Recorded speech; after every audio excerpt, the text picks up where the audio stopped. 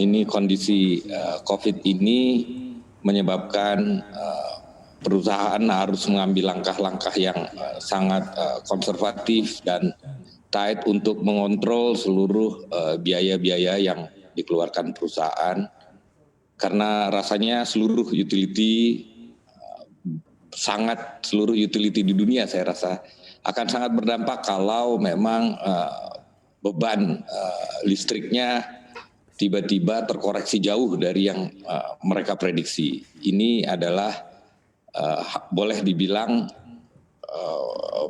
common persoalan buat utility untuk handling control cost, maintain revenue dengan baik agar laba bersih dan laba perusahaan mungkin memang tidak bisa kita cover seperti prediksi sebelum COVID, tapi kita maintain supaya tidak terlalu jauh dari prediksi.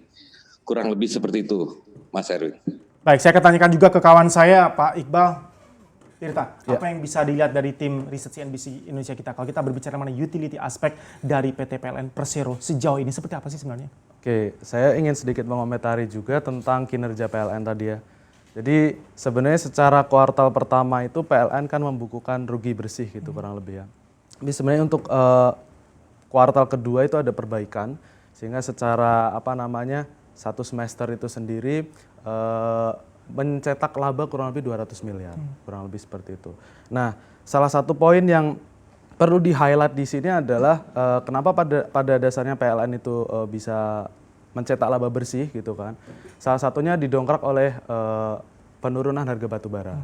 Kita tahu sendiri bahwa proporsi ongkos atau biaya produksi untuk listrik itu kan 50% lebih itu kan dari batu bara gitu. Sementara kita tahu sendiri harga batu bara kan mengalami penurunan yang tajam gitu.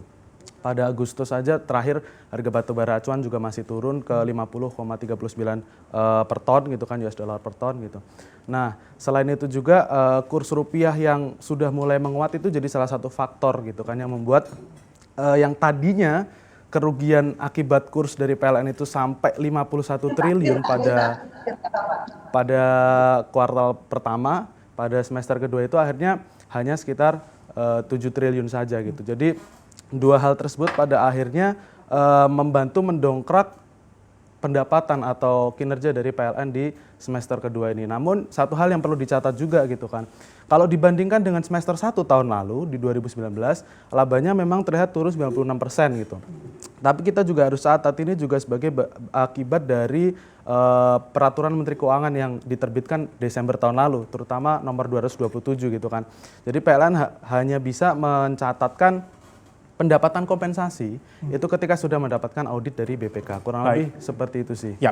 Pak Iqbal, tanggapan Anda Pak mengenai aspek-aspek yang sebenarnya bisa jadi malah menguntungkan PLN, seberapa jauh sudah dimaksimalkan Pak? Tadi ada penurunan harga komoditas khususnya harga batu bara. Kemudian kurs rupiah yang relatif stabil bahkan cenderung pernah menguat. Ditambah lagi sekarang kalau kita berbicara mengenai masa pandemi, work from home, penggunaan dan konsumsi listrik lebih tinggi. Apakah ini juga kedepannya bisa dimanfaatkan sebagai tools utama untuk mendongkrak lagi pendapatan dari PLN?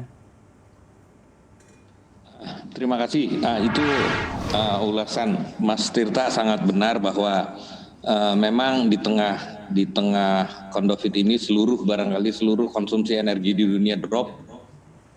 Walhasil kami juga menikmati ada penurunan harga energi yang cukup baik. Di satu sisi memang kurs menjadi faktor utama.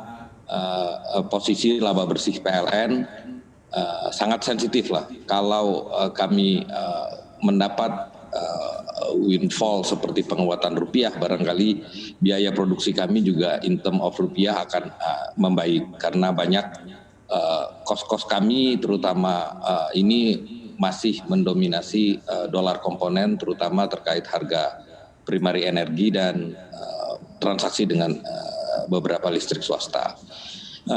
Terkait pendapatan kami dari kompensasi ini memang sebenarnya sudah kompensasi piutang dari tahun 2018 dan dari 2019. Jadi memang baru secara aktual kami bukukan di laporan buku tahun 2019.